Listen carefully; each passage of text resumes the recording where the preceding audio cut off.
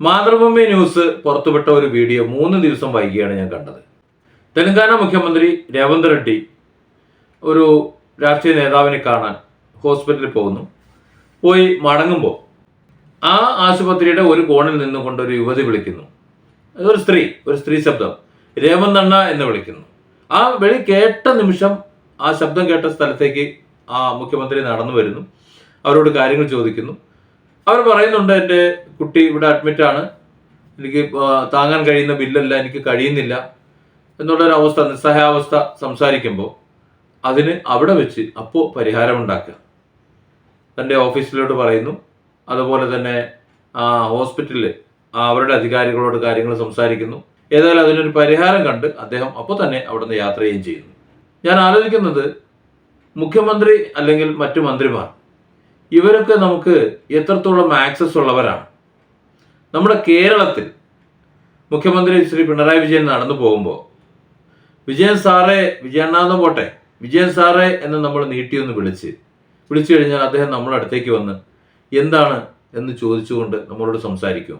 അങ്ങനെ സംസാരിക്കാൻ കഴിയാത്തത് കൊണ്ടാണ് നമ്മുടെ മുഖ്യമന്ത്രി ആൾക്കാർ ഇഷ്ടപ്പെടാത്തത്, വെറുക്കുന്നത്. അതല്ലാതെ അദ്ദേഹത്തിന് കഴിവില്ലാഞ്ഞിട്ടൊന്നുമല്ല. അത് ഞാൻ എൻ്റെ ഒരു വീഡിയോയിൽ ഞാൻ വളരെ വ്യക്തമായി അതേക്കുറിച്ച് സംസാരിക്കുന്നുണ്ട്, ഇവിടെ ഞാൻ പറയുന്നില്ല. എനിക്കും ഇത്തരത്തിലൊരു അനുഭവമുണ്ട്.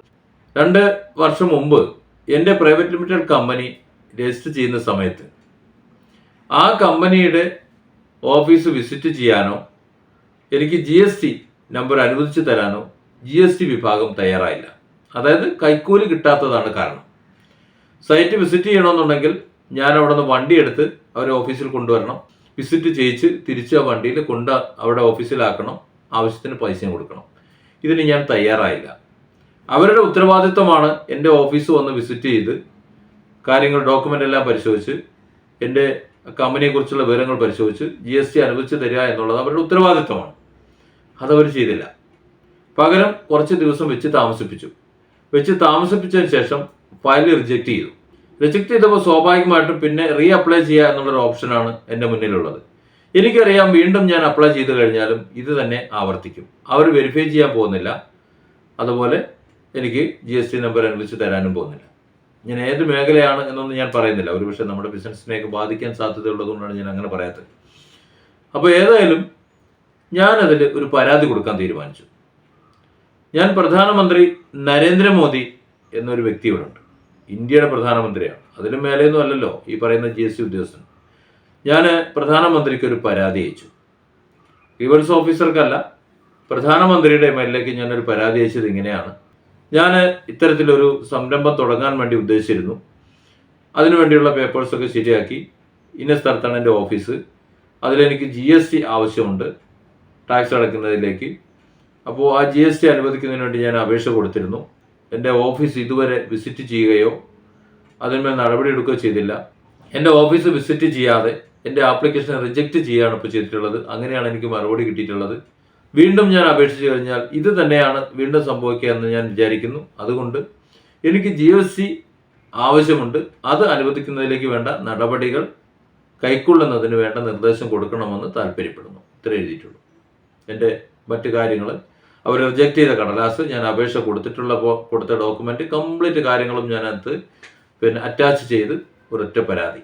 2 ദിവസത്തിനുള്ളിൽ പ്രധാനമന്ത്രിയുടെ ഓഫീസിൽ നിന്ന് എനിക്ക് ഇമെയിൽ വന്നു.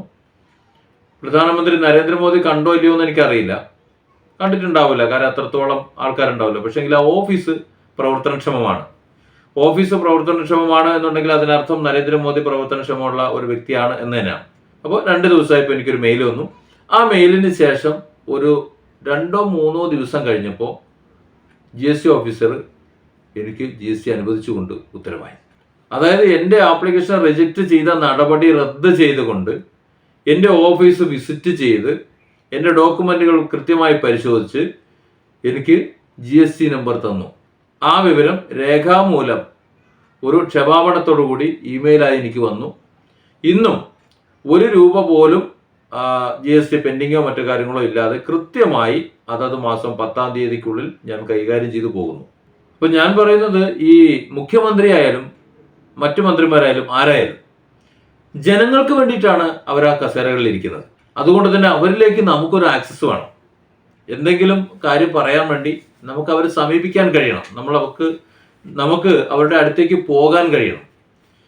ഞാൻ ചോദിക്കുന്നത്, നമ്മുടെ മുഖ്യമന്ത്രി ശ്രീ പിണറായി വിജയൻ, അദ്ദേഹത്തെക്കുറിച്ച് വളരെ വിശദമായി ഞാനൊരു വീഡിയോ ചെയ്തിട്ടുണ്ട്.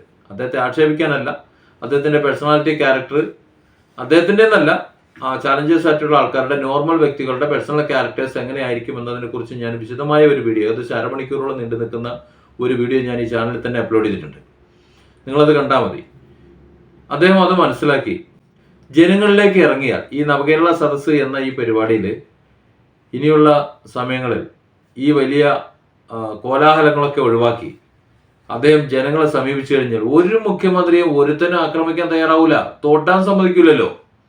മുഖ്യമന്ത്രി ജനങ്ങൾക്കിടയിലേക്ക് ചെല്ലുമ്പോൾ ആ മുഖ്യമന്ത്രി ഇപ്പോൾ കാറിൽ പോകുമ്പോൾ ചെരുപ്പെടുത്തെറിയുന്നു, ഷൂ എറിയുന്നു, പിന്നെ അതുപോലെ മുദ്രാവാക്യം വിളിക്കുന്നു, അതുപോലെ കരിങ്കൊടി കാണിക്കുന്നു, പലതും കാണിക്കുന്നു. അതൊക്കെ ആവേശമാണ്. ഇപ്പോൾ SFI ഗവർണറെ കാറിൻ്റെ ആക്രോശം നടത്തിയില്ലേ, കാറിൽ അടിക്കുന്നു, എല്ലാം ചെയ്യുന്നു. അത് ഗവർണർ പുറത്തേക്ക് ഇറങ്ങൂല എന്ന് കരുതിയിട്ടാണ്. പക്ഷെ ഗവർണർ പുറത്തേക്ക് ഇറങ്ങിയതോടുകൂടി SFI പോയ വഴി പുല്ലുരുത്തിട്ടില്ല പിന്നെ ഇതുവരെ. എന്ന് പറയുന്നത് പോലെ മുഖ്യമന്ത്രി ശ്രീ പിണറായി വിജയൻ കേരളത്തിന്റെ മുഖ്യമന്ത്രിയാണ്. അദ്ദേഹത്തോട് എതിർപ്പുള്ളവർ അദ്ദേഹത്തിന് കരിങ്കൊടി കാണിക്കുന്നു, വിമർശിക്കുന്നു, അതുപോലെ പല കാര്യങ്ങളും ചെയ്യുന്നു. സംഗതിയൊക്കെ ശരി തന്നെയാണ്. പക്ഷേ ഇത്തരത്തിൽ വേല കാണിക്കുമ്പോൾ അദ്ദേഹം പുറത്തിറങ്ങിയാൽ മുഖ്യമന്ത്രി ശ്രീ പിണറായി വിജയൻ എന്ന വ്യക്തിയെ ആരെങ്കിലും തൊടുമെന്ന് വിശ്വസിക്കുന്നുണ്ടോ? തൊടാൻ പറ്റുമോ? പറ്റൂല. അതുകൊണ്ട് തന്നെ അദ്ദേഹത്തിന് ജനങ്ങളിലേക്ക് ഇറങ്ങിച്ചെന്ന് ജനങ്ങളോട് നേരിട്ട് സംവദിച്ചുകൊണ്ട് അവരുമായി നല്ലൊരു ബന്ധം ഉണ്ടാക്കാൻ കഴിയുന്നുണ്ടെങ്കിൽ രേവന്ത് റെഡ്ഡിയെ പോലെ വളരെ പെട്ടെന്ന് സ്വീകാര്യനാകാൻ കഴിയും. നമ്മുടെ കേരളത്തിന്റെ ഒരു പ്രത്യേകത എന്താണെന്ന് അറിയാം, കേരളം പെട്ടെന്ന് മറക്കുന്ന ഒരു സ്ഥലമാണ്. 5 വർഷം എത്ര മോശമായിട്ട് ഭരിച്ചാലും 5ാമത്തെ വർഷം എന്തെങ്കിലും ഒരു ചെറിയൊരു നല്ല കാര്യം ചെയ്താൽ ആ 4.25 വർഷം ചെയ്തിട്ടുള്ള സകല ദ്രോഹങ്ങളും മറന്ന് ആ ഒരു 3 മാസം കൊടുത്തിട്ടുള്ള ആ സേവനം കൊണ്ട് മാത്രം അവർ വോട്ട് ചെയ്ത് വിജയിപ്പിക്കും. നമുക്കറിയാതെ അതാണ് നമ്മുടെ കേരളം എന്ന് പറയുന്നത്. ഈ സഹാനുഭൂതി എന്നത് നമ്മുടെ കേരളത്തിൽ ഇപ്പോഴും അന്യം വന്നു പോയിട്ടൊന്നുമില്ല. അതുകൊണ്ട് മുഖ്യമന്ത്രിയും നമ്മുടെ മന്ത്രിമാരും അവരുടെ തൽക്കാലത്തെ ഈ വലിയ മസിൽ പിടുത്തമൊക്കെ അങ്ങോട്ട് വിട്ടിട്ട് ജനങ്ങളിലേക്ക് ഒന്ന് ഇറങ്ങും. അത് തന്നെ മതി. അപ്പോൾ ജനങ്ങളുടെ വിഷയങ്ങൾ നേരിട്ട് മനസ്സിലാവുമ്പോൾ അത് പരിഹരിക്കേണ്ടത് എങ്ങനെയെന്നും കൂടി മനസ്സിലാവും. എന്നിട്ട് നമ്മുടെ ഖജനാവിലേക്ക് ഫണ്ട് വരാൻ വേണ്ടിയിട്ട് നമ്മുടെ യൂണിയൻകാരുണ്ടല്ലോ, CITU, INTUC, പിന്നെന്താണ്, അതുപോലെ AITUC, ഇങ്ങനെ കുറേ യൂണിയനുകളുണ്ട്. ആ യൂണിയനുകളോട് മര്യാദയ്ക്ക് പണിയെടുത്ത് തിന്നാൻ പറയാം. ഇത്രയും കാര്യങ്ങൾ ചെയ്താൽ മതി. പിന്നെ ഉദ്യോഗസ്ഥന്മാരോട് മര്യാദയ്ക്ക് പണിയെടുക്കാൻ പറയാം. ഈ കാർക്കശ്യം, ജനങ്ങളോട് കാണിക്കുന്ന ഈ കാർക്കശ്യം എല്ലാം കാണിക്കേണ്ടത് ട്രേഡ് യൂണിയൻകാരോടും സർക്കാർ ഉദ്യോഗസ്ഥന്മാരോടുമാണ്. ഈ ട്രേഡ് യൂണിയൻകാരോടും ഈ സർക്കാർ ഉദ്യോഗസ്ഥന്മാരോടൊക്കെ ഇത് കാണിച്ചിട്ട് അവരെ മര്യാദയ്ക്ക് നിർത്തിക്കഴിഞ്ഞാൽ, മര്യാദയ്ക്ക് പണിയെടുപ്പിച്ചു കഴിഞ്ഞാൽ കേരളത്തിലേക്ക് വ്യവസായം വരും, അതുപോലെ മറ്റ് സംരംഭങ്ങൾ വരും, കൃത്യമായിട്ട് വരും. അതിന് വെറുതെ ഒരു വഴിമുടക്കായിട്ട് ചുവപ്പ് നാട കൊണ്ടിട്ട് അവിടെ മൂല കോണാണ്, ഇവിടെ ഇതാണ് എന്ന് പറഞ്ഞിട്ട് മുടക്കൊന്നുമില്ല. അത് ചെയ്തു കൊടുത്തില്ല എന്നുണ്ടെങ്കിൽ അവന്റെ പണി തെറിക്കും എന്ന നില കൊണ്ടുവരിക. സസ്പെൻഷൻ ഒന്നുമില്ല, ഡിസ്മിഷൻ. പണി അറിയാവുന്ന ആൾക്കാർ പണിയെടുക്കാൻ തയ്യാറായി പുറത്ത് 100 കണക്കിന് 1000 കണക്കിന് കാത്തു നിൽക്കുന്നുണ്ട്. അപ്പോൾ ഒരു പണിയെടുക്കാതെ ശമ്പളം വാങ്ങുന്ന ഇവനെയൊക്കെ വെച്ച് പൊറപ്പിക്കേണ്ട ആവശ്യമൊന്നുമില്ലല്ലോ. പിടിച്ച് പുറത്താക്കുക, എന്നിട്ട് കഴിവുള്ളവനെ പിടിച്ചകത്തിരുത്തുക. ഇത് ചെയ്യും എന്ന് ഉറപ്പായി കഴിഞ്ഞാൽ, അതായത് ജനങ്ങൾക്ക് വേണ്ടി ഭരിക്കാൻ തയ്യാറായ പിന്നെ പിടിച്ചാൽ കിട്ടൂല. അപ്പോൾ ജനങ്ങളുടെ ഇടയിലേക്ക് ഇറങ്ങാം, ജനങ്ങൾക്ക് വേണ്ടി ഭരിക്കാം. പ്രധാനമന്ത്രിയായാലും മുഖ്യമന്ത്രിയായാലും അങ്ങനെ കുറച്ച് പേര് നമ്മുടെ ഇന്ത്യയിലുണ്ട്, അന്യം നിന്ന് പോയിട്ടൊന്നുമില്ല. അത് ബാക്കിയുള്ളവർ കൂടി മാതൃകയാക്കുകയാണെന്നുണ്ടെങ്കിൽ അതത് സംസ്ഥാനം, അതത് പ്രദേശം ഡെവലപ്പാകും. കാശൊക്കെ വരാൻ, ഖജനാവിലേക്ക് കാശ് വരാൻ അധിക സമയമൊന്നും വേണ്ട.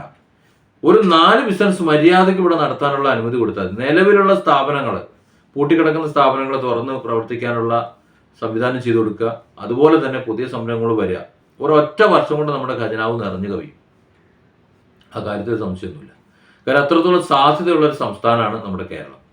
അത് മനസ്സിലാക്കിയിട്ട് പെരുമാറാൻ നമ്മുടെ മുഖ്യമന്ത്രിക്കും ഇവിടെ മന്ത്രിമാർക്കും, അതിന് കൃത്യമായി അവരുടെ ഉത്തരവാദിത്വം നിർവഹിക്കാൻ വേണ്ടി ഇവിടുത്തെ ഉദ്യോഗസ്ഥന്മാർക്കും, അവരെ സഹായിക്കാൻ വേണ്ടി മാത്രം ഇവിടുത്തെ ട്രേഡ് യൂണിയൻകാർക്കും മനസ്സ് വന്നാൽ മാത്രം മതി നമ്മുടെ കേരളം യഥാർത്ഥത്തിൽ ഗോഡ്സ് ഓൺ കൺട്രി ആവും.